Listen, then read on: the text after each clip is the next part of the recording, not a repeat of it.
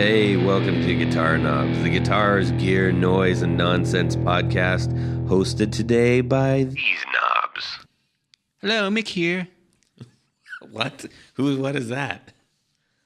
I feel like I need my own intro voice, like Mick? like pedal guys. You know, who's Mick on pedal guys. Like, hello, Mick here. Oh, on that pedal show. That pedals, yeah. All right, we can start again. Jeff Fischer. Jared Brandon. That's Jared Brandon. He is a new knob on the Guitar Knobs. We are happy to have him. I'm Todd Novak, but you guys already knew that. So welcome, Jared, to the fold. Thank you. I hope you are excited being a new knob. I am super excited. Yes, I can tell that in your voice. When did you become a new knob? The other day when he asked me. Yeah. So we unfortunately had to say temporary farewell to Aaron, who has been with us since the beginning.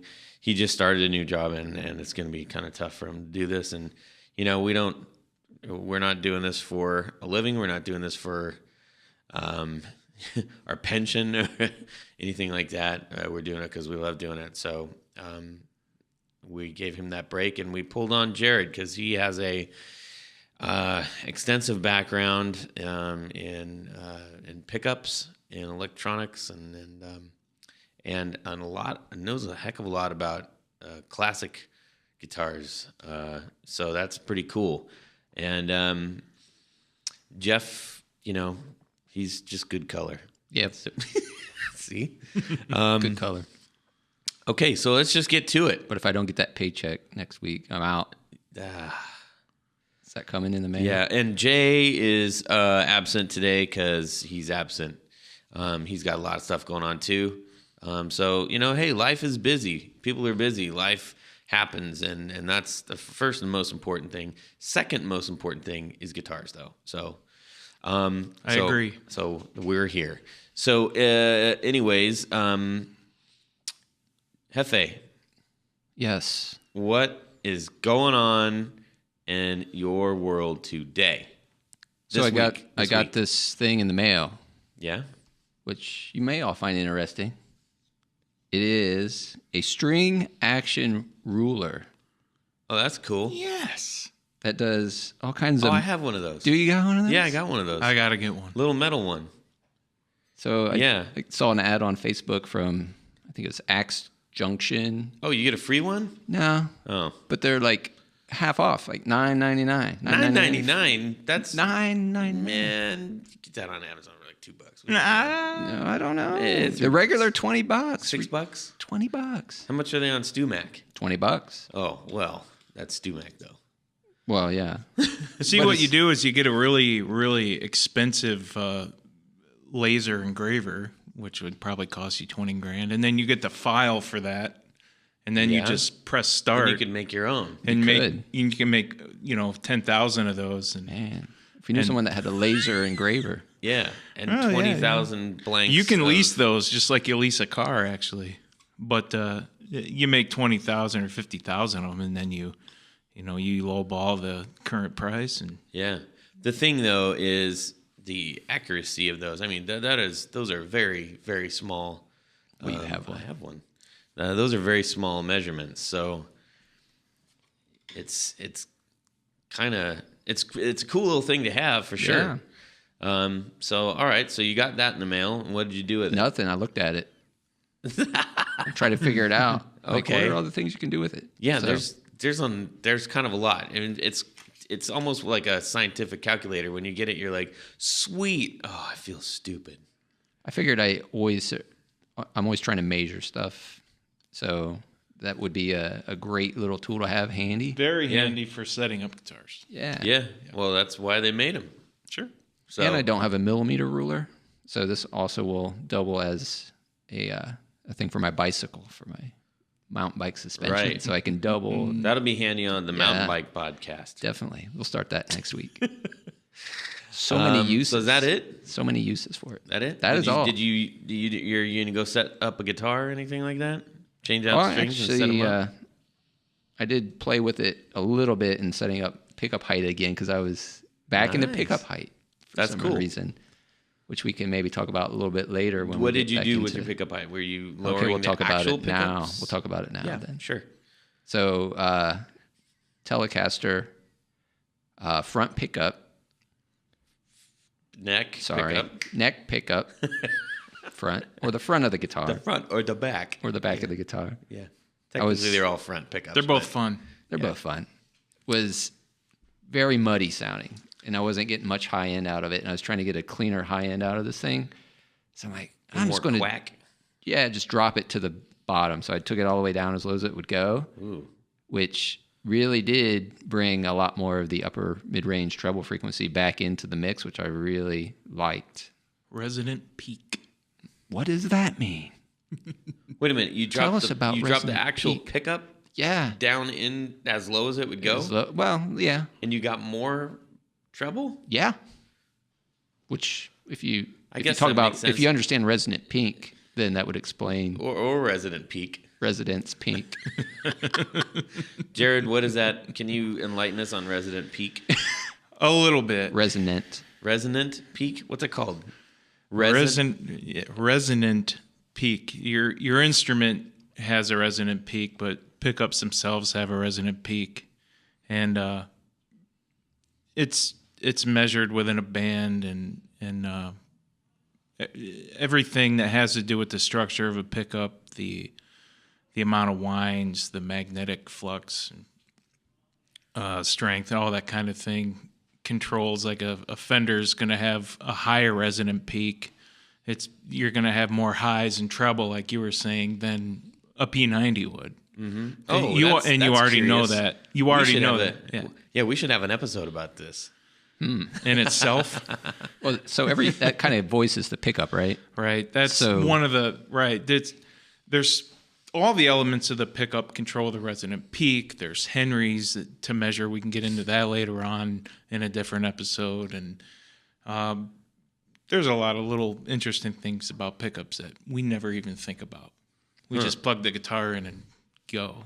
So I guess in this idea of the theory behind what happened was my resonant peak was maybe a lower bass mid range. Yeah, something's causing it to not have the resonant peak that you wanted it to. And yeah, the gap between the strings and the pickup that changes. Everything changes resonant peak. I just said resonant peak because it just came to my head real quick. No, that's fine. But yeah, I then went back to look up why would it change it that much? Why would it bring more high end clarity by lowering it so far? It seems to me, okay, now here I have no knowledge when it's coming to the electronics and sound, like, the science, or the sounds of science. But if your pickup is close to your string, it's basically like having someone talking like really close in your ear, and you're Right. like, "Dude, back up!" It just sounds like flub. That's right? pretty much the concept. Look at that! I nailed in it. that- Good job. Dr. And Science. in that capacity, when you're talking about, string, how close is it to the magnet? Yeah, that has a lot to do with it.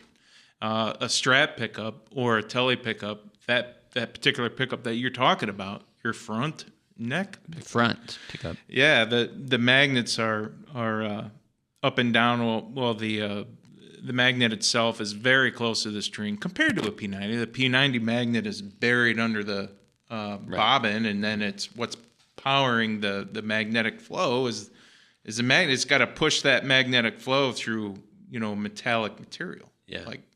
And which is going to give it a lower resonant peak, Right. Because you're losing. Every time someone says resonant peak, all I can think about is I feel like Pete Townsend's whispering in my ear, going, "Resonant peak, it's a put on."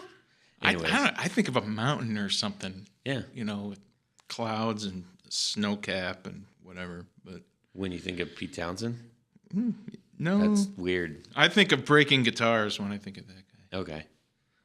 All right. Well, thanks, Jeff. That's very enlightening-ish. You're welcome.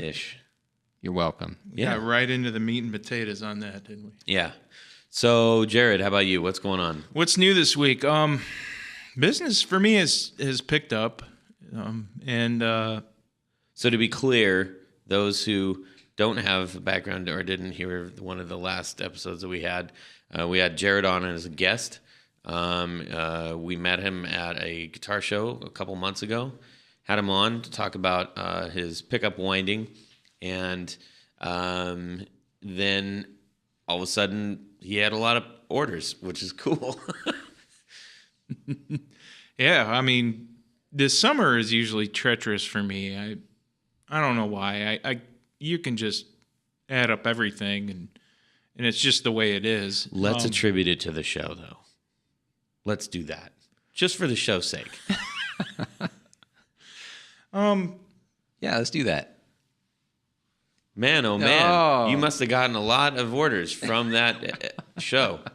Well, yeah, of course. Okay, so you're busy building pickups. Yeah, I just got confused what show you were talking about, but that's why the long, awkward pause for me.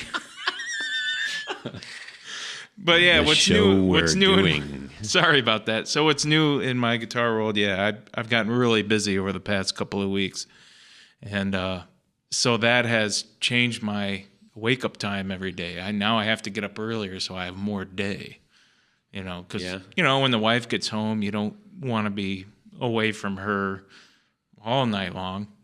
So yeah, that's kind of just changing my schedule That was around. very romantic.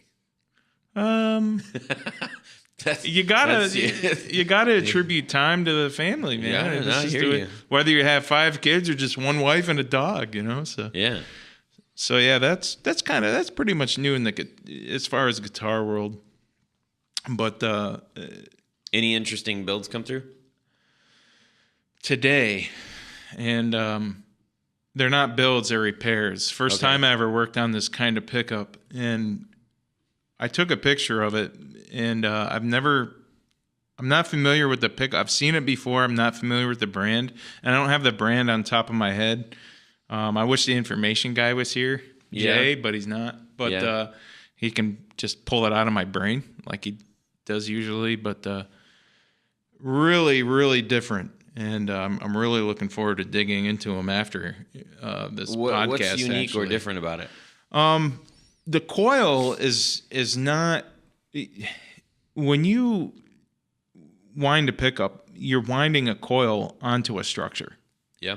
This coil has not been wound on or it has been wound on a structure, but then has been taken off that structure and wrapped in tape. I've heard of this. I have. Yeah. Where did I just hear about this? I don't know if I heard it or read it about it. Bixby does this. Yeah. Yes, Bixby does this, and I don't think these are. They don't make pickups anymore. Yeah, I don't know. I don't think so. I get one of those once in a great while. Yeah. But no, these 2 pickups are dead. They're not reading at all. So hopefully they're just connections, because I've actually never wound a coil and then taken it off the structure upon which it was wound on. So yeah. What do you think is the impetus behind that? Like, what purpose would that serve? Structure. Well, there is no structure at that point, right? Well, the structure of the pickup itself attributes to everything about the pickup, Right. How it's going to sound. Like I said about resonant peak, everything about a pickup and how it's built controls how it's going to sound. Mm-hmm. How it performs. Is it going to squeal? Is it going to sound MIDI? Is it going to sound trebly or hot or whatever? So I took a quick look at it, took a picture, and what I remember about it is there were 2 ceramic magnets powering this thing as far as magnetics. Big long ones or something? 2 kind of the size of DiMarzio, maybe a little smaller. Okay. If you ever taken a DiMarzio pickup apart, I'm sorry, folks, for the people that have never done that, but I have not done they're that. average size magnets. I'm going to say that they're So bar they're magnets. Not poles. They're bar magnets. They are bar Gotcha. magnets, and some weird diagonally. I don't know.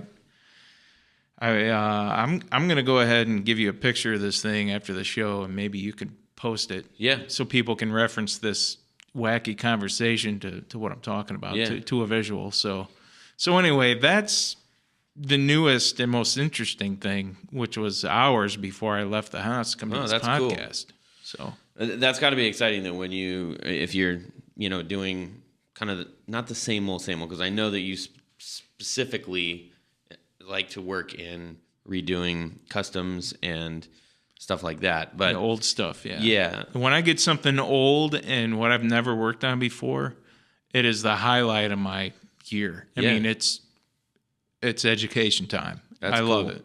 It's exciting. That's awesome. So what's new with you? Oh, me? Yeah. Well, No. I have been, I've actually had a really busy guitar week. Two things in particular, because I'll save the next one. Well, no, I'll just say all three. Screw it. Real quick. So we got a bunch of pedals from Alchemy Audio, and we are all testing those out. And we're just kind of playing around with those. We got a BYOC fuzz. We got a Alchemy Audio dead bat, which is a battery simulator, a dead battery simulator pedal. We got a Boss bass overdrive, and a full size rat that's been modded like bonkers. So we're having fun playing around with those, and that's for upcoming episode, I think potentially next week. And then let's see, had two shows this week, and Was that the same show? yeah, well, I'm just saying it's two shows because I know. it was, yeah, you used to play with us. So got to play in both bands, and that was a heck of a lot of fun. It was hot. We were outside though, man. Oh man, it was hot. So that was cool. Playing out, got to play my new amp, All the my new gear. rig, all my new rattlesnake cables. Thanks, rattlesnake cables. Those I'm digging. I gotta get another one though. And then, but the thing that's been taking up a huge amount of my time, so I haven't been as active posting stuff because I have a really good excuse. Today, I launched the guitarknobs.com website, and a lot of my blood, sweat, and tears has gone into that, making that, and I'm very excited about it. I'm very proud of it, and I hope you guys check it out. We've got a lot of good content on it. We've got all of our podcasts, so you can listen to all the podcasts on the actual site. We've got all for every interview, for every guest that we have on, I've got a special page that it gives each of them a profile, so you can learn more about them after you listen to them, and a bunch of other good stuff on there. So check it out. We're gonna have a newsletter going pretty soon, so we'll do a post about that. But yeah, that Where would you find this so-called site? you might need the Yellow Pages. Very still make classic. those. I mean, They still make the them. internet. Yeah. Do they still make the Yellow They Pages? do. They still do. Yeah. Why? Yeah, I still get one in the mail, but it's like the size of it's a tiny. magazine. Wafer thin. Yeah, I remember 30 years ago, and it was 3 inches thick. Oh yeah. I mean, kill that's somebody with it. Yeah. Used to put it under your cabinet, angle it up at you. You can't save your life with a phone book anymore, No. Not at all. Or hurt somebody with it. right? You could give them a paper cut, I suppose. But anyway, so yeah, that's been I'm very tired from doing that. You still haven't. Have you said the URL? The URL is theguitarknobs.com. Thank you. You are welcome. So check it out. Would love to hear what you think about it. And ta-da. Okay. Thank you. No, really. No, thank you. You're the man. So that said, we have Jared back on today as, like I mentioned, a new knob, resident knob, and he's going to lead our episode today because the episode today is, you clicked on it, so you probably already know what it is, but it's we're gonna do a series on each major pickup style. Obviously, there are all kinds of anomalies in just about everything in guitars, but we are going to handle the big ones. Today's episode, is single pickups 101. We're going to do one on humbuckers 101. We're going to do one on P90s. Hold it. I realize that those are single coil, but we're classifying them just differently because it's a whole other bag of chips, and wanted to give those things their own day in the sun. And obviously, there's a couple other stragglers that we might do a grab bag 101. Anyways, so and the cool thing is Jared knows a whole community of pickup winders out there. So this isn't the exclusive Jared's Pickups deal at all. Before I brought him on, he was very adamant about not making it be like that. The pickup winding community is a solid one. They got a lot of solidarity. And so he's gonna pull in a whole bunch of other winders for us to talk to, and that's gonna be really cool. So we're gonna have a wide range of knowledge passing through here. Anyways, Jared, take it away. Well, first of all, I am honored now to be a resident knob. Yay. Thank you. It's, after a day of winding pickups, it's nice. You're a big knob, by the way. I am. Jared, I am in most aspects. Jared is about 7'2". What are you? He gets taller 6'6", every episode. 360. Yeah, something. Every not episode quite he gets taller. You're 360. a big drink of water, dude. I'm a big dude. Yeah. All right. That's why Anyways, I had 3 pieces of pizza. When we go to the slice, Mikey's Midnight Slice, and then you go somewhere else that you have second lunch. yeah, right, for dessert. No, today is a single coil day, and it's going to be hard not to mention P90 because that's a pretty historic pickup. But yeah, I'd like to go through a little bit of the history and mention a couple of the first people, and then we'll go into some of the details and what makes the single coil work, what makes a pickup work, and the single coil is the first pickup design. Yeah, and a little bit about the the 60 cycle hum that some people can't stand, and then not the podcast, even though those guys are they're good fellas. Right. No, they name their podcast after single cycle hum. Yep. That a single coil makes. It's basically turns a single coil as an antenna, and it picks up frequency. So anyway, I want to get into a little of the history, and Rickenbacker horseshoes come to mind. And I know you guys know what Rickenbacker is. It's a guitar brand out there.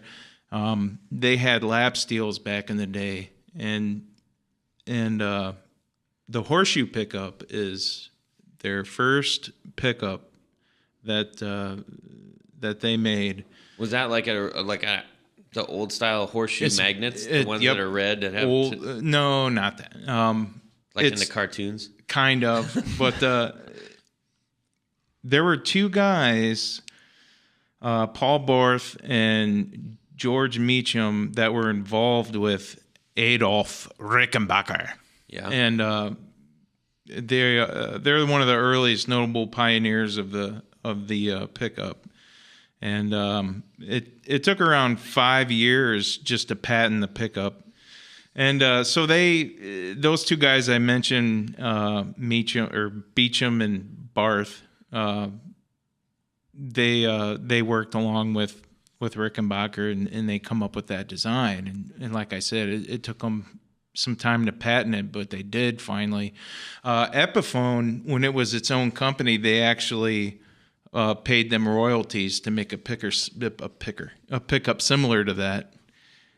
So other companies, they just...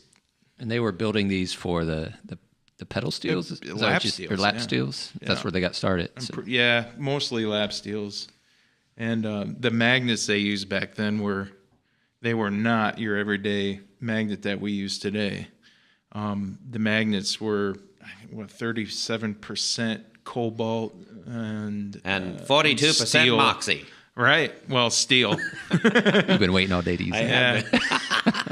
You know what's interesting as far as metal back in World War II, that really changed the way it really changed industry, and we all know that because they had the steel pennies and they used all the copper and whatever. So Gibson was making radio equipment for the Army back then, for the government. So that changed their manufacturing when it came to guitars. They had acoustic guitars they made more acoustic guitars in that time, and they didn't. Some of them didn't have truss rod covers and whatnot. So it's crazy, man, how a war back in the day would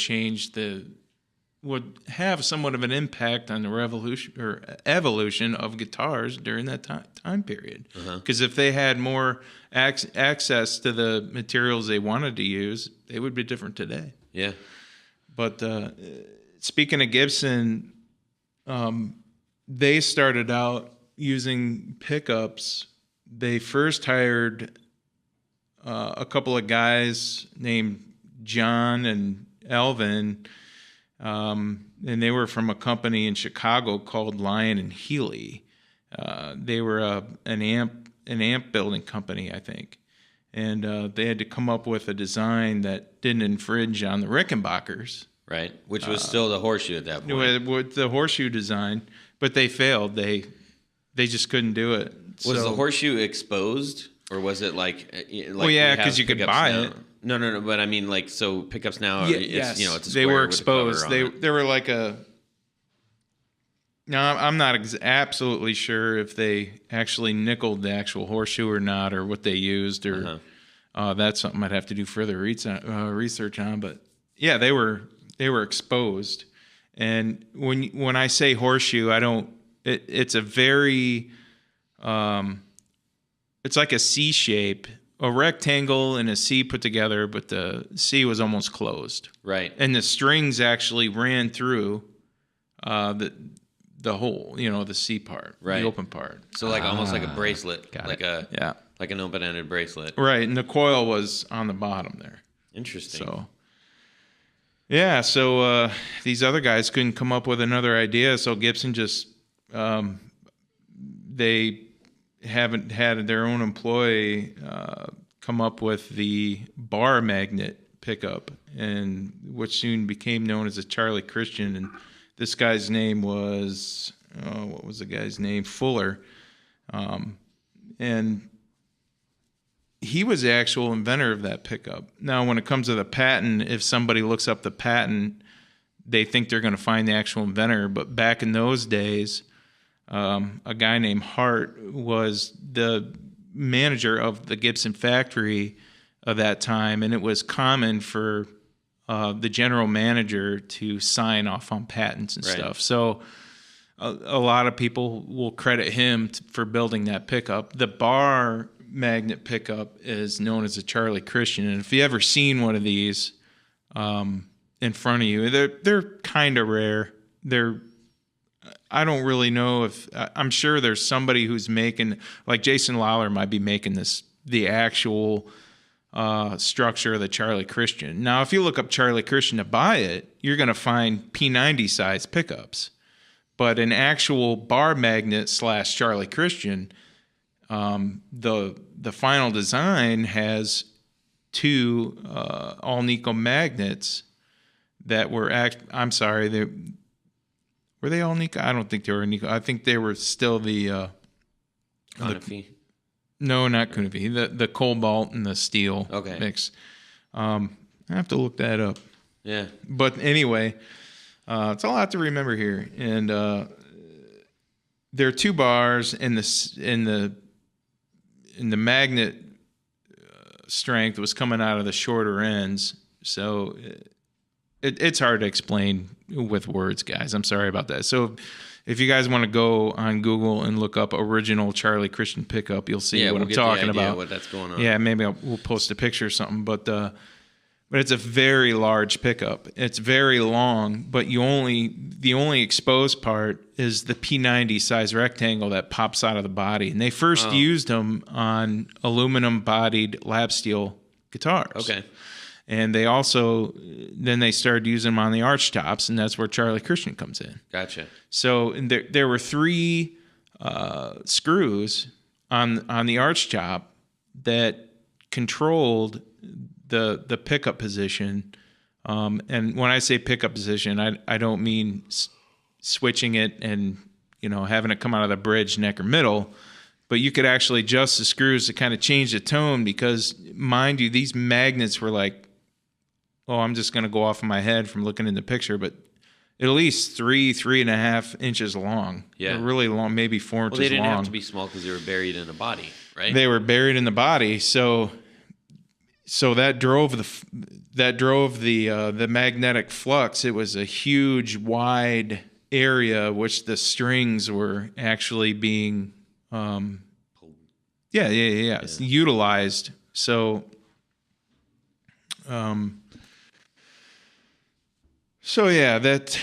that was a really, really cool pickup. And I have people today saying, "Hey man, you should make the actual Charlie Christian pickup."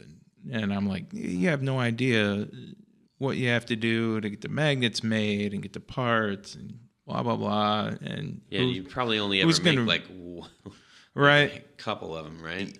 Well, I haven't made any. Right. Because I know it goes in, I mostly know what goes into it, but you have to route out your guitar. Yeah. Or you have to, defile a jazz guitar. And that's just really to say, I've got a Charlie.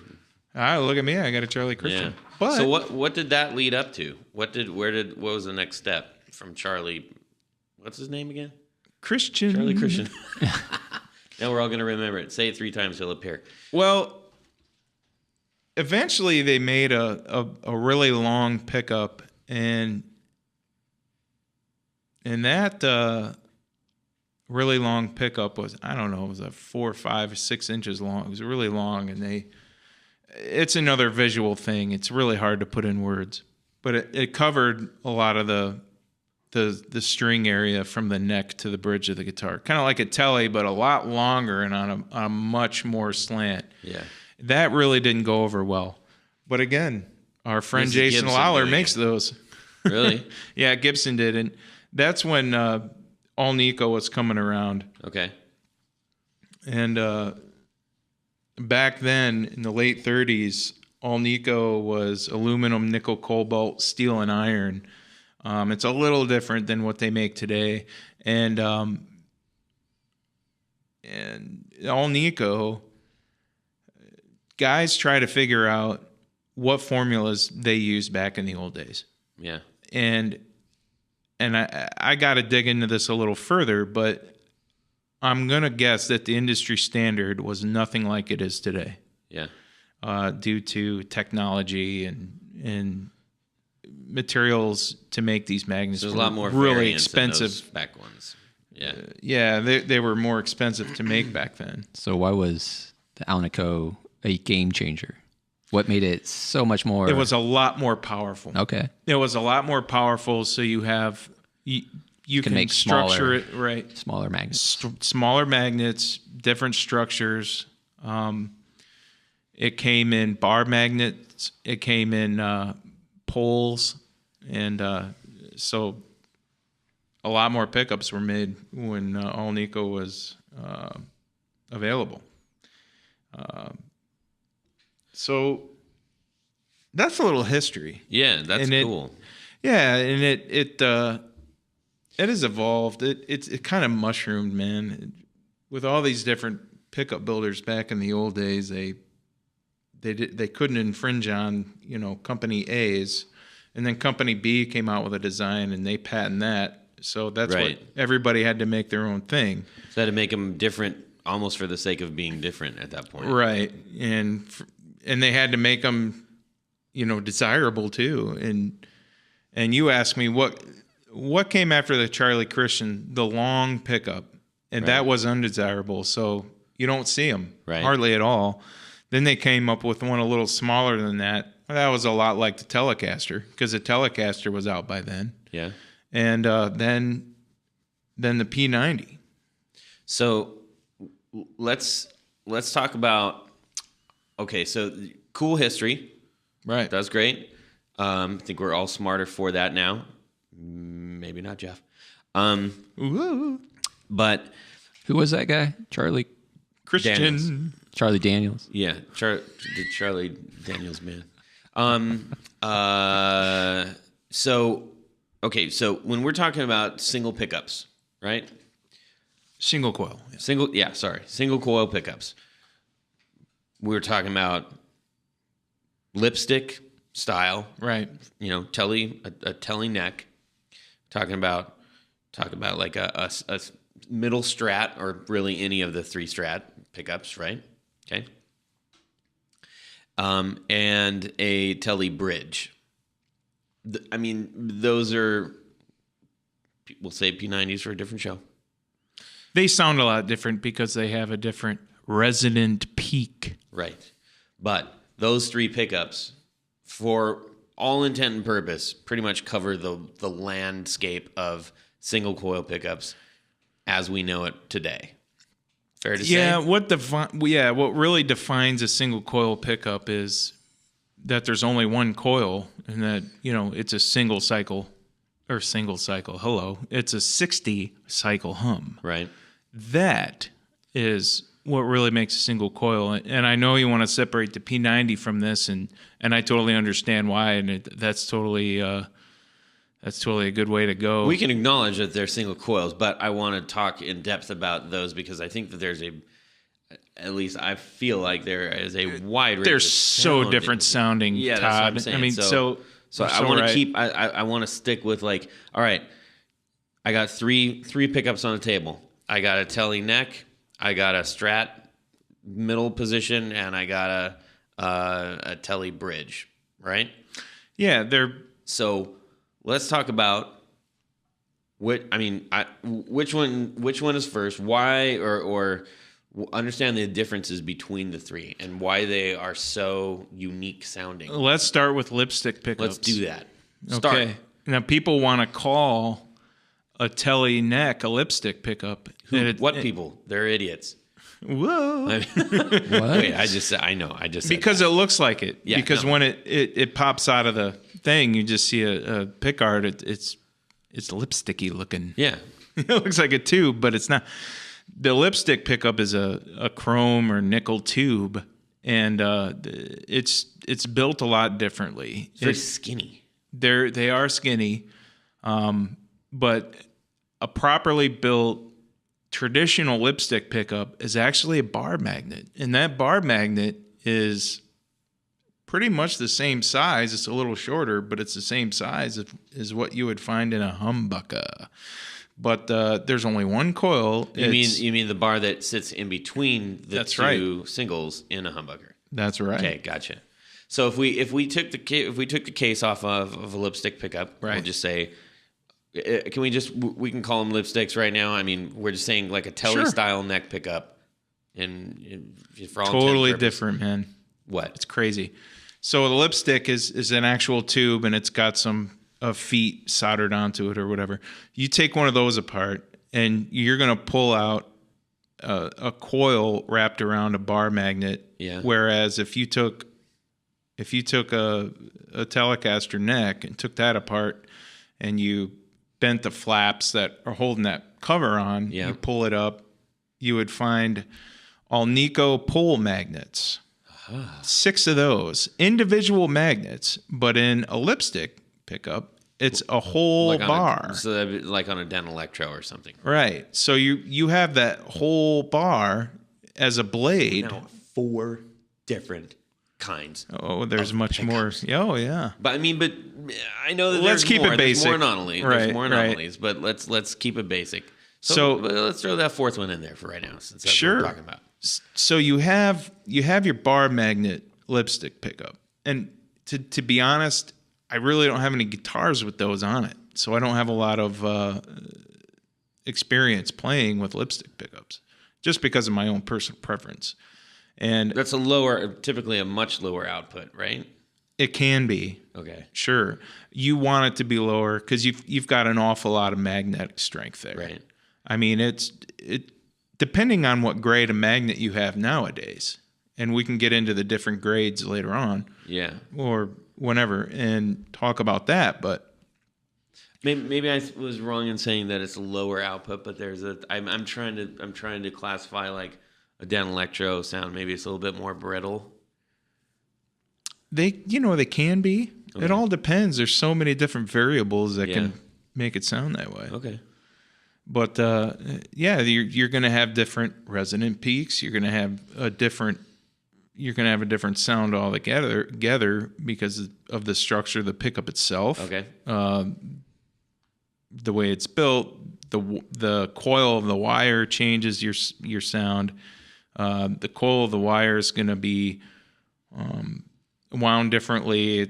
You're going to have a longer or a shorter depending on the length of the bar magnet in the actual lipstick pickup versus a telly neck pickup is pretty much a standard pole space, and so it's pretty much So the we same take- all the time, and the magnet height is always the same. So we take a cover off a telly neck, it's we're going to going look to see, pretty much like a Strat pickup. except a lot skinnier. The distance between the poles are just a little bit closer together. I don't mean not as wide. I mean like the actual. Right, not as wide. They're not as wide. It looks like a Strat pickup, except for the poles are exactly flush with the top rather than a Strat, and the magnets are usually they're up and down and which is the same as a bar magnet, but the pole magnets are thicker and they're more concentrated, pointing to the strings, the up and down in thing. the telly neck. On a telly neck than a lipstick pickup, because Okay, a gotcha. lipstick is just a full-on bar Right. from left to right. It's all magnet. Okay. So yeah, I think this answers your question. The bar magnet, the coil is going to be a lot differently shaped because Yeah. it's wrapped around a bar, and the poles are a lot thicker, so you just have a different sound. So what is the difference? I mean, because the way that you're talking about it now, it sounds like if we just take the cover off of a telly neck, it's basically almost the same as like a Strat Pretty much. style pickup, Yeah. but they sound really different. Do they? You have a I think they do, don't they? I mean, that Well, was like, especially if you put that same pickup into a telly guitar, it takes on a little bit of the telly tone, right? So well, yeah, because you have so many factors. yeah, I mean, that there's a lot of physical factors and everything. your but- body, the wood, and all that kind of thing, where it is on the telly, on the neck or whatever. And there's a pickup that Fender makes called Twisted Telly. It's shaped like it's built like a Stratocaster, but you put it in a telly. Yeah. To get that, because it is the Stratocaster has it's wider. It's got a wider magnet spread. So it's just shaped a little bit differently, so but it's more the actual poles on a telly neck pickup are closer together than just than a Strat. tidbit. Just a tad. Yeah, Okay. just a tad. All right, that's Yeah. cool. It's got a metallic cover over it, and that probably changes the resonant peak and the Right. frequency or whatever. And So- some people say they can tell and they can't tell, or that's just an argument for.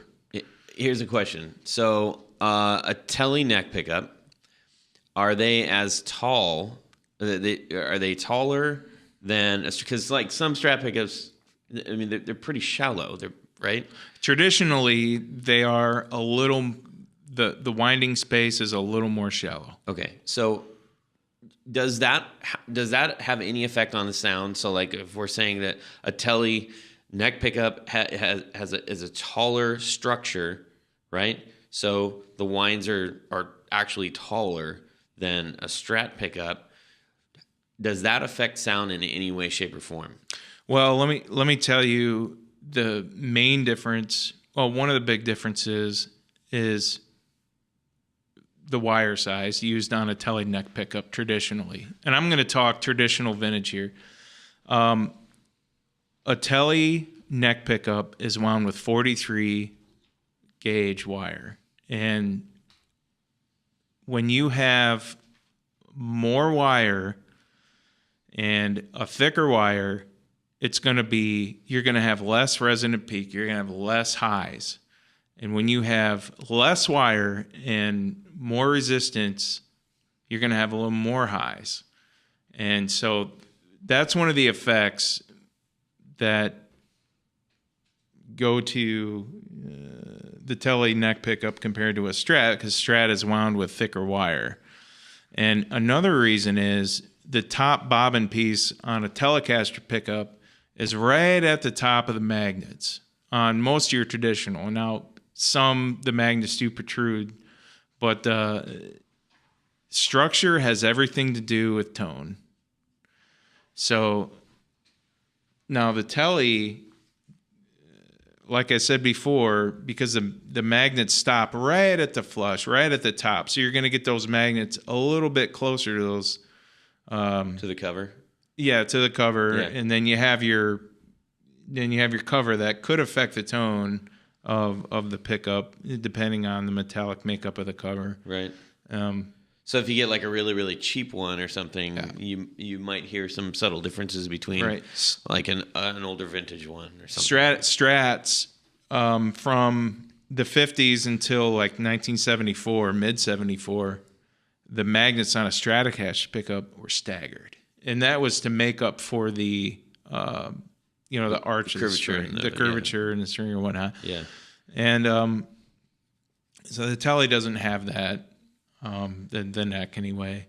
But so it's pretty flat radius, not flat, but is a flatter radius neck. So the Tele neck does sound a little more bright to some people. And what I explained about the wire. Whoa! What? Background music. Is that your phone? Yes. Wow. I'm turning it down. And the wire is one of the biggest differences that contributes to the tone between a Strat and a Tele. Say the wire one more time. So a typical Strat has what wire, and a typical Tele neck has typical what? Traditional Strat has 42 gauge wire. Okay. And the typical Tele neck pickup is 43. And on the 50s, the Tele neck and the Tele bridge are both used a 43. And they changed that to 42 because the 43, it was a little hotter and brighter. Yeah. So they used a thicker gauge wire and the same amount of winds, but you're going to get a slightly darker sound out of a thicker wire. Would you do that? So this comparison between those two I think this is really interesting, and obviously we'll get into the Tele bridge in a second. But the winds, you mentioned the winds. Like, are there? I'm curious as to the difference between the number of the winds. On a typical, if we're talking about like a classic spec. Yeah. Now, for you guys that have actually looked up specs, there's a general information website. I don't remember the name right away, but man, they have all these specifications put together, and they have a vintage Tele pickup at 9,000 winds of 43 gauge wire. A Strat pickup? No, a telly neck. Telly neck. Did I say Strat? No, I said telly neck, right? Now the Strat, the average wind on a Strat is around 8,000 winds. So with 8,000 winds with 42, you get around 5.8 or whatever and that depends on the tension of the wire, and that's another thing we'll get into is magnet wire. And let's and talk about winding. it right now. Tension. Do it. Well, let's do it, man. So there's two different ways of winding pickup, and that's hand winding / scatter winding, and then machine winding. So the wire that you use, depending on the size, is going to have a lot to do with the output of the pickup, meaning the resistance. Now, 42 gauge at 8,000 winds, well, like I said before, it gets you about 6K. And if you're hand winding, you can control the tension as you're winding, because you're just basically holding the wire in your finger, and it's kind of like if you take a strand of your hair and you pinch the hair and then just kind of bring your right, slide it in your hair. It back a little bit. You kind of get a feeling what it's like, but picture it, picture doing that with the wire going through your fingers really quickly, really fast. Yeah. So when you're saying hand, we're gonna your hand real quick. guiding it onto the coil And as it's being wound onto the. Right. I'm not saying one pickup or one hand is holding the pickup and the other hand is actually feeding the wire onto the bobbin, holding it and actually going in a circular. No, hand winding is when you have a coil on a machine and it's going at a certain RPM, and one hand is holding that wire and you're hand guiding and you're squeezing that wire at the same time. And that's where scattering comes in. That's scatter winding. That's hand winding. And you can pinch and the more you pinch that wire, the more resistance you're going to feel, and you're actually stretching that wire out, and you're going to get more resistance. Now, doing that at random times during windings, that's another anomaly. It creates anomalies, and it might have something to do with the tone. And I called up Seymour Duncan, I don't know, 10 years ago, and we talked about the difference when I was kind of getting into this. And this guy kept using the word mojo. Mojo. You'll get more mojo out of hand winding because it's so different and it's unique and all that kind of thing. Well, yeah, it is. And that's why I actually do hand wind all my pickups, all my single coil pickups that are Stratocaster. So that actually, Fender style, like Telly, Strat, Jazzmaster, yada, yada. Yeah. And so you get a lot more mojo. There's more anomalies and more differences and variances when you hand wind. Machine wind is when you set up a machine and it's all automated and it's the same tension and everything is the same. So consistent. you do 10 pickups, you're gonna have 10 almost identical sounding pickups. Yeah, when you machine wind. When you hand wind, pretty much the same too. If you do it all the time and you basically do the same pattern, and you want to be pretty consistent with your hand winding, because if you have a product and you call it, Brandon single wound, just for an example, the Brandinator. For an example. Right, the Brandinator, okay? Okay. Which there is no Brandinator, but the Brandinator. You want it to be the same pretty much the same every time, or else you can't. One Brandinator is going to sound different than the other Brandinator. So you don't want to squeeze the crap out of that wire when it's feeding onto that coil, because one single coil pickup is going to read at 5K, and the next one's going to read at like 4K. Just for example. Right. So just real quick. Oh man, so many questions. That's the important tension. one then. What? That's the important one. I don't know what that one is. I got too many. Okay. So tension. All right. Let's talk about tension real quick. I know that we're technically trying to talk about like the main pickup styles. Yeah. But just while we're talking about some of those things that are creating some of these variances, does a tight wind, I can't say that without thinking of Ramones. Sorry. Thank you, Ramones. Does it sound a lot different than a loose? Yeah, like wound? why would you want one or the other? You don't want a totally super tight wind. Number one, that's a lot of tension on a coil on a structure, especially a Fender style single coil with poles. Okay. Because you'll warp.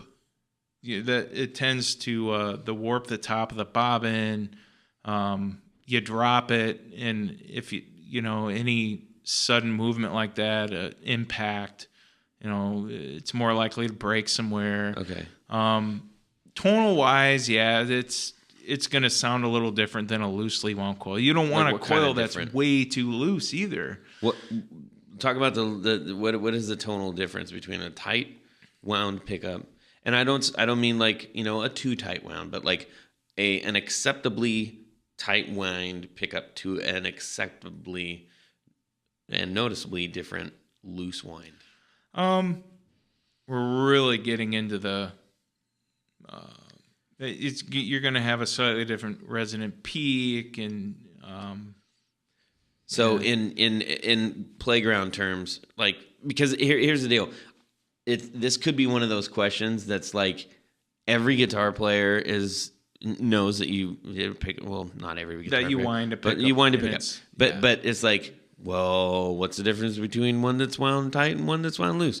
That's a very simple question. That could have a very complex answer.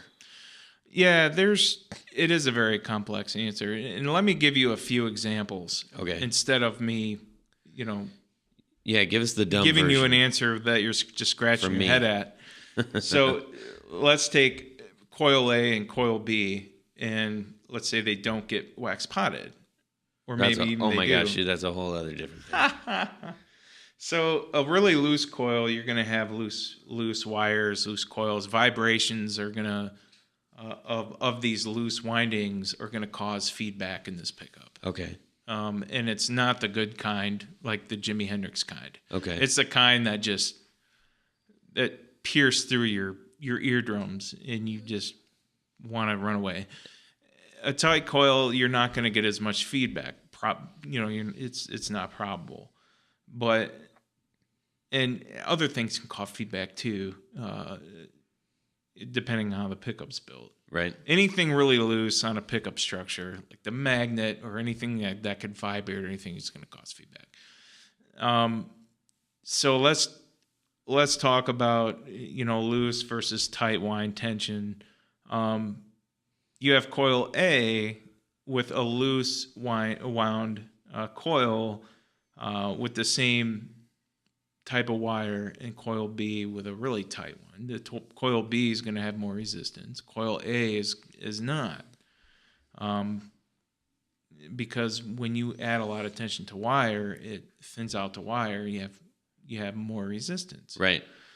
We're not talking about resistance in the electrical audio, like we kind of resistance, are, capacitance, that kind of thing. We're talking about actual physical resistance. Yeah, caused by tension. Right. So yeah, there's two little differences between the loose. So there's a little bit of personality that you might get in there. Like there's a winder that I know that squirrelier sounding guitar, maybe. Well, yeah, some winders like a slightly loose coil because it adds in the dynamics. Okay. And what dynamics are, soft, loud, the way you pluck or pick or hold your pick, the way you do this or that. Yeah. That contributes to that. And then other builders say it doesn't, but that's really some of this stuff can be arguable too. Yeah. So I don't want to. Well, no, but I totally understand what you're saying, just in the sense that we're talking about things, and I've mentioned this word many times on the show, is that like there's a black art to so much of these things, and black art can just kind of mean either variables. It can mean physical variables, electronic variables, audio variables that we just have to say, okay, awesome, it's hand wound. that's good. You know? And let me tell you too, the most typical things that a lot of players know as far as variances and pickups, number one is output.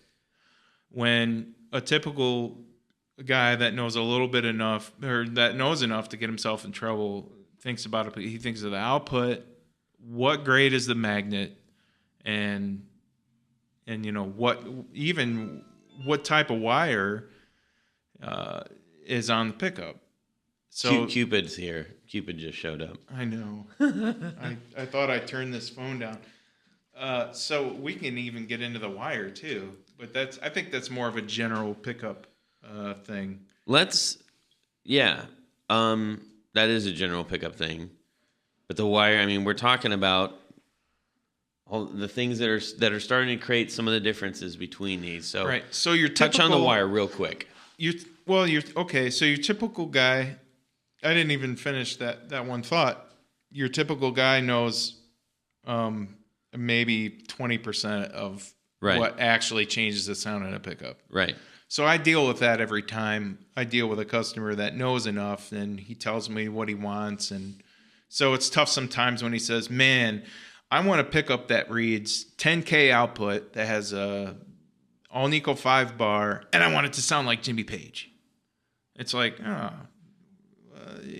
you know, and I got to have the plain enamel wire.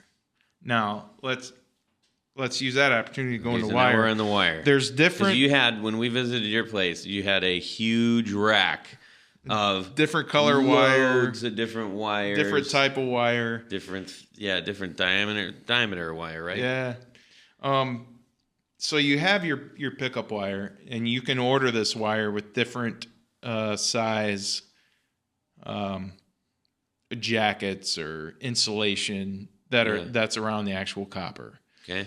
There's thick, there's thin, and I'm just generalizing here. And there's mid and whatever. Typically, we pickup builders use the thinner wire, the thinner insulated wire. I'm sorry, and there were different kinds of insulations that were used in the early days, and those two main insulations were called FormVar, and another one is called plain enamel. FormVar. FormVar is like a deep copper, like a nice deep dark copper color. Excuse me. It's basically, in my opinion. Jeez, oh Pete, that darn water cut me off. Get some Pepto. I can't help it. All kinds of stuff. I can't help it. No. Oh, okay, so back to the FormVar. FormVar. I love it. It's beautiful wire. I think it starts out clear, maybe. We're gonna post up that picture too for this episode. Like, it was really cool. A giant rack of wires. Right on. So it changes all the time too. So FormVar is, I'd like to say it's a clear, somewhat ambered. It's like a resin. Yeah. Okay. Like a resin, and it's actually dripped onto the wire as it's going through the assembly thing. And is it on the outside of the wire or the inside of the wire? Outside of the wire, okay, because it insulates the wire. So the early FormVar is a lot darker because they had less, there was more impurities in the chemical makeup or whatever. And the new FormVar today is more of a clear coat around the wire. Okay. It's a different color, so it's easy to tell between an actual original wound 50s pickup to a 50s pickup today, but that was rewound with the newer wire. So you could keep yourself from getting, screwed over by some guy trying to make a buck, because the original wound 50s pickups, Fender, pretty dark brown. Pretty dark, really dark, like, yeah, brownish, coppery. It's beautiful. Yeah. So if you're a pickup guy, you know what I'm talking about. So anyway, plain enamel is more of a purplish type of, and you find that on a lot of Gibson pickups. Yeah.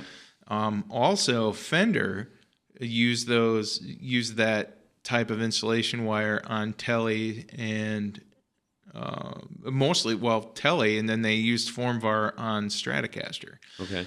And you know what? After all these years, I never found out why. Why did they use the Formvar insulation wire on most of their Stratocaster models, and they have always used plain enamel on the Tele? So you want to think right away that it's a tonal thing, because the structure of those single coils. Well, it could be. I mean, was it the Tele neck or the Tele bridge? Because the Tele bridge is exposed, so maybe there's an exposure thing. Both. Even though the wire gauges were different, it was the same. It was the same jacket. That's your homework then. What about price of the wire? Because Teles were made to be cheaper guitars originally. Yeah, that could be a fact. And I'm sure somebody else, another winder out there, probably knows. After some super smart vintage guy probably knows this question. But that's a really good question. Still price. It's very interesting. And I don't know if the price has something to do with it, because in the CBS era, when CBS bought Fender in '60, they eventually started using plain enamel on both Stratocaster and the Tele. And what? Yes. The hell? Why did they do that? But they did. So the history of interesting. It is really interesting, and it'd be curious to test one against the other, like just a A/B test. You know, I've done it. I've done a general A/B with my ears, and I can't really tell a huge difference. I can't imagine that an insulator would have that much to do with it. It can. It can. It's an anomaly in itself. One was probably toxic. It is because and killed many people. And the thickness of the insulation is going to have more of a factor. We're talking about like microns, right? Right. But if you hook up your guitar to one of those computery frequency thingy dookies, right? Which you have one of those at your place, don't you? Well, of course. How am I going to? Well, what's it called? I don't remember. You have something for so long, you don't pay attention what the software is. Right. You just press the thing. I don't know. But anyway, the frequency is going to be a little different. But you got to make sure you have the exact charged, magnet. Everything's got to be the same. Sure. If you're going to test one thing to another, there can't be any more variances. Right. So interesting. It's just all a big mystery, and some people think they have everything nailed down to a T and what things are supposed to sound like, but variances, there's so many variances and so many different. That's why there's so many different pickup makers. Pickups, I imagine, right? Pickup makers. There's so many different pickups. There's so many different. Let's talk about magnets, man. Whoa. Okay, hang on. We're gonna have to save, because I know the magnets are vital. Next time we'll talk about magnets, because I think magnets actually maybe play a bigger role, arguably. They are one of the main roles. Yes. In humbuckers. Huge role. Okay, so let's save that for the humbuckers. I can't wait. Okay, so now quickly, I just realized there's quite a ring in this room. I never realized that before. We have left out my personal favorite, which is the Tele bridge. So, all right, playground doctor version here. I don't know what that means. Okay. Playground doctor. Regular that Joe. Doesn't sound good. Regular Joe. So the Tele different. The Tele different. That's what we're gonna do. Yeah. The Tele bridge. As you guys could tell, man, I stumble words bridge. all the time, man. So I'm sorry for that. But the Tele bridge is different than the other two in itself. Number one, it's got that big old copper plate. Right. Not all of them have that though. All of the vintage ones do. Okay. So, man, it's just automatic for me to go to vintage specification. Right.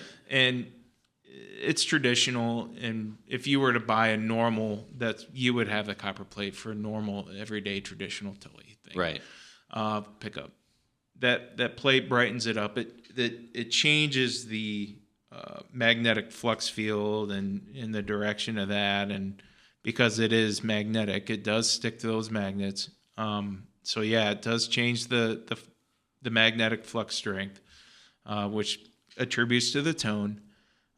The winding it's the pole spread is much wider because it is mounted on an angle on the guitar. It's closer to the bridge itself. You're going to have less oscillation from the strings. Yep. And when those strings disrupt the magnetic flux field that's happening around the pickup, the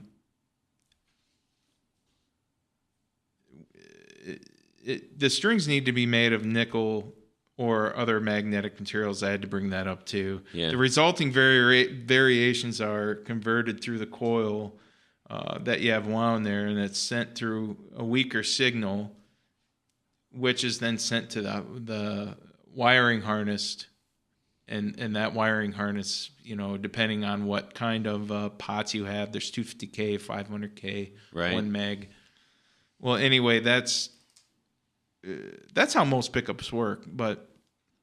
And I went off on another tangent. I'm sorry about that. But so the bridge is in a different position of the guitar. It's made a lot differently. It's really bright, and that's what they wanted. Right. And that's why they went from. Is it bright because there's less oscillation and it that needs attributes to to actually it. Like just you pull have it a little harder. You have a lot more higher frequencies. You have less oscillation. You have a real bright. The higher output. Real bright sound. That's why your neck pickup, when you have your selector switched down to the bridge and you strum and it's super bright, it's piercing, and then you. Yeah, I mean the term ice pick is often associated with that. Absolutely. You switch to the neck and you have a lot of bass response, and that's because of the string oscillation. Right. It's much wider, so you have more bass response. But the bridge is also a higher output than the neck. It is, and with a larger oscillation, there's almost not twice, almost twice. Well, right? you have the bigger the oscillation, the bigger whatever is more bass response. It's going to be louder naturally, and that's why you have a less output. Well, you're supposed to have a less on output the neck. That's why they used a smaller wire diameter. So like I said before, it's all becoming clear now. Yeah, the thinner the wire, the more resistance. The more turns, lengthen a coil, the less range and higher frequencies. So that's why they use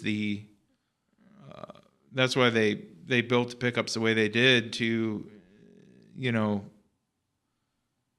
don't know, to get the sound that they got out of the telly. My brain is about mush here. Yeah. No, Sorry about that. I'm putting you through the ringer, but I love it. I think that's a unique thing. That when you look at the telly, you're like, okay, you got the neck pickup, and I feel a little sheepish because I've erroneously called that a lipstick for a long time because that's common, man. Okay, that's good. common. People I'm call it that all the time.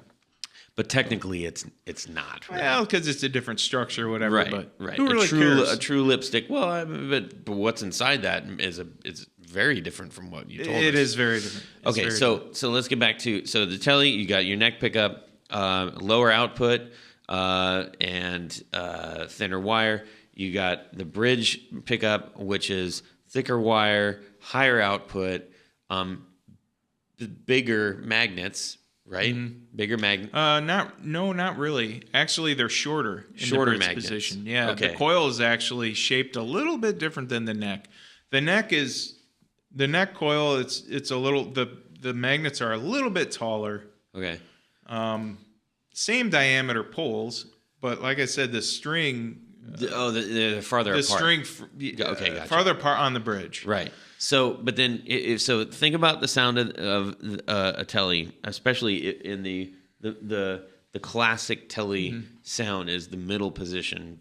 Using both of those, that's where the classic quack, right? Yeah. Okay.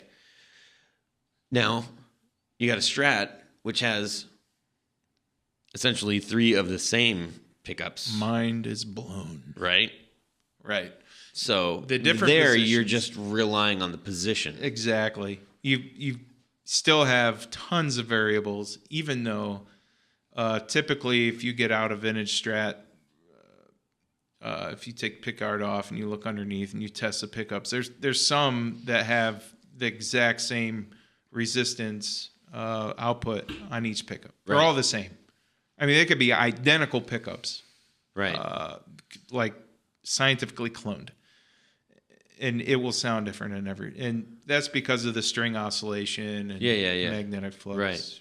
And then if you are Jeff, then you've adjusted the pickup height every day. Yeah. I mean, you just think if you actually had a separate volume control on each pickup on a Stratocaster.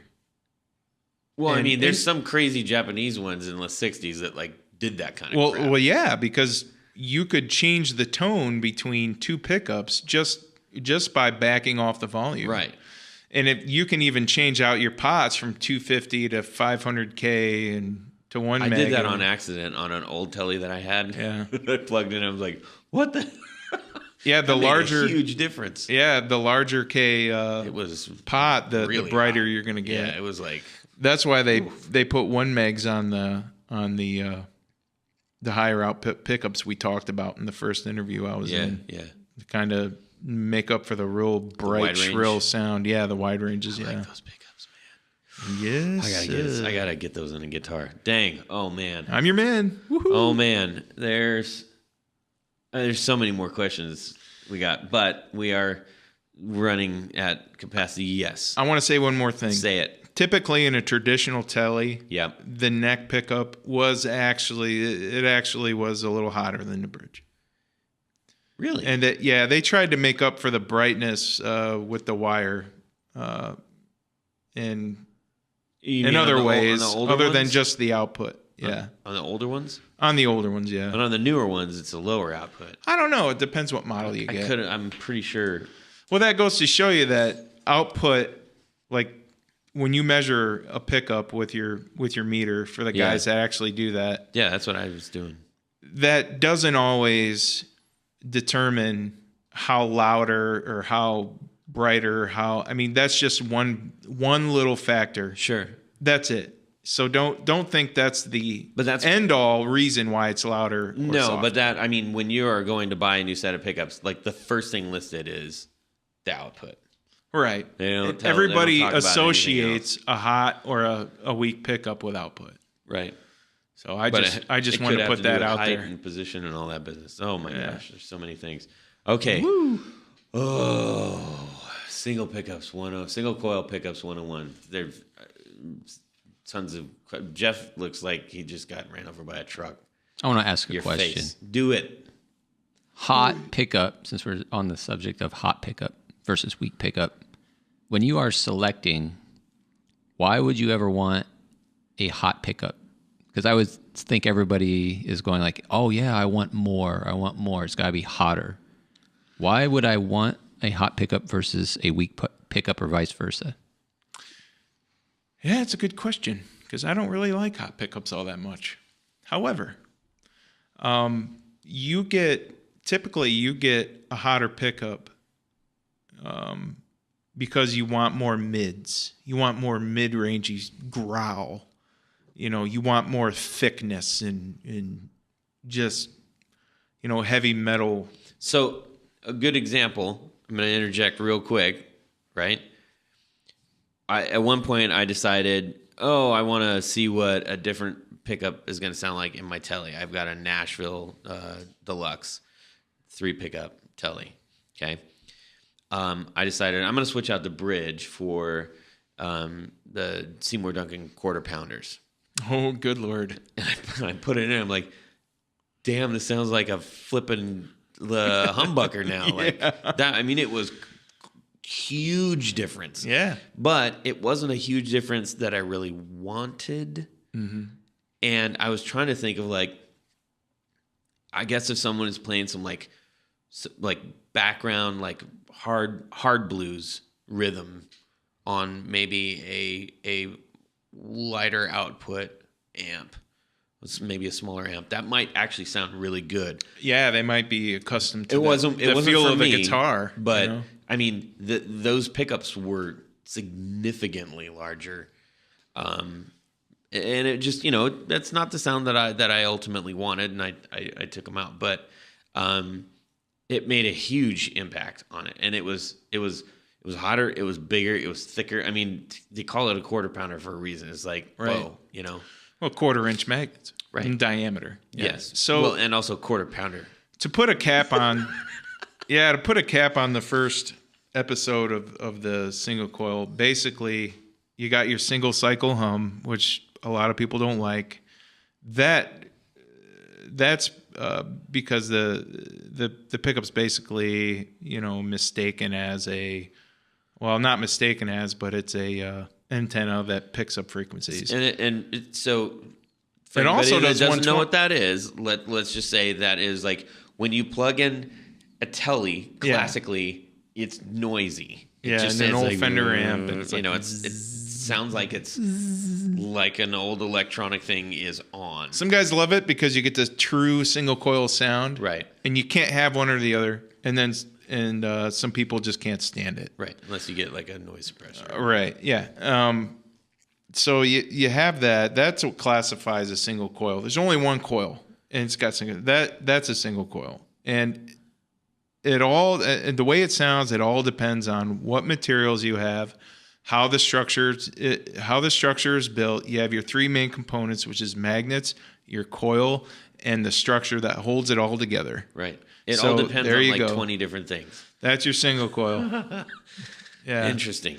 P90 is a single coil, but let's get into P90s in a different episode because they sound so different. We'll do that. Right. And I still, maybe we can somehow approach this on the humbucker 101, but I'm so curious about the height of the structure versus each other when you have something that's like a tall structure versus a really, really short structure. And I'm talking about the actual height of the actual bobbin, right? Yeah. So like the variances between those, and like, does that have any impact at all? Absolutely. Changes the resonant peak. Oh my gosh. That's all he says. I know, peak. man. Yeah, Resonant the resonant peak. peak, that's it's measured It's on a put on. yeah. Okay. All right. Hey, we gotta stop. I don't know about you. Well, you probably don't know because you've been talking the entire time, which is cool. We thank you for that. But I have more questions now than I did, Great. which is, I guess that's a good thing. We opened a big ass We're can, doing man. a service. All right, we're gonna do our top four real quick. Even though it's three, we're just gonna keep calling the top four. I don't care. I'm the boss. I get to do that. I like it. So, okay, top four this week is single coil pickup of choice. Okay, scenario example: you have an empty guitar body. You have three pickups. Let's say four pickups on the table. You've got a true lipstick, okay, which we learned about. You've got your telly neck. You got a Strat pickup, and you've got a telly bridge pickup. All right, those are your four choices. And where are you putting them, and what are you putting them on? You're putting them in. You're putting them in. Let's say the bridge position. So like the single coil guitar, a one pickup guitar. All right, It's got to be a single coil in a bridge position. Can I say you can neck put it instead? anywhere you want. All right, It's an empty I'm guitar. going to. Say, do whatever you want. My favorite at this point in my life, it's got to be just a good old Strat pickup in the neck position, single coil, all day long, man. Just a nice traditionally wound I'm neck pickup. confused by that because you're like you big classic rock humbucker dude. Wait, we're not talking about. I make Yeah, a lot of that humbuckers wasn't an because option. everybody wants those. That wasn't an option. My bad. Everybody wants the PAF, I don't know. whatever, the sparkly sound. It's a great pickup. I Yeah. love those too. Okay, so Different animal, man. Strat pickup in the neck position. Well, my top 4 when I was first here was the neck position on a guitar. Yeah. On a Strat. Yeah. And for the same reason, I'm saying a Strat pickup single coil. Okay. Because in the neck position, just a nice, crystal clean, straight through, an old Fender tube amp with just a pinch of That reverb. does sound amazing. Just a pinch of reverb, man. There's so many different ways that you can play. You can play loud, you can play soft. That's one of those so many tones dynamics. when people hear, you just hear have 2 or 3 notes and people go, oh. It's so chimey and Yeah. It's recognizable. that's got to well. be my favorite. Okay. Good. You're officially done now. Hefe, what are you going with? I'm in the same place, same direction. I do have a lipstick in a telly, and that's what I'm most used An to actual playing. lipstick? I don't know. Now I got to go figure out what the hell I got in there for sure. Well, if it's a telly, it's probably not a lipstick. I mean, is that safe to say? That's safe to say. Well, listen, man, I'm sorry I stomped all over that dude. your thoughts of what a lipstick was. What is a I lipstick? apologize. I don't That's know. absolutely helpful because I don't want to go around saying, "Oh, check out my lipstick pickup." It's not a lipstick pickup. I think you're still safe doing that because do you want to be the guy that corrects everybody in the world? Yeah, you don't want to be that guy, right? Somebody's got to Yeah, do it. I'd rather do that actually than sound worse, like saying "Exedra" or stuff like that. Oh gosh, don't get me started on that. Yeah, so I don't know what it is in the. Okay, so Manipulative? your telly neck pickup. Yep, Okay, I'll figure out what it is. I'm going with telly bridge all day long. I freaking love that pickup. I love it. It's got just balls. I love it. Yeah. It's got power. That to me, like when I have that there, that's just like it's power. But it's not muscle. It's different. To me, a humbucker's muscle. It's present. That's what Yeah. it is. It's got a very bitey mid range. It is. It's got an attitude. Cuts Yeah. through. Yeah. Anyways, all right. Ooh-wee. I knew this was going to be a good one, and I am excited for the other 2. Brandon, thanks a lot, Jared. Todd, You're welcome. I eat pizza with this dude like once a week for pizza.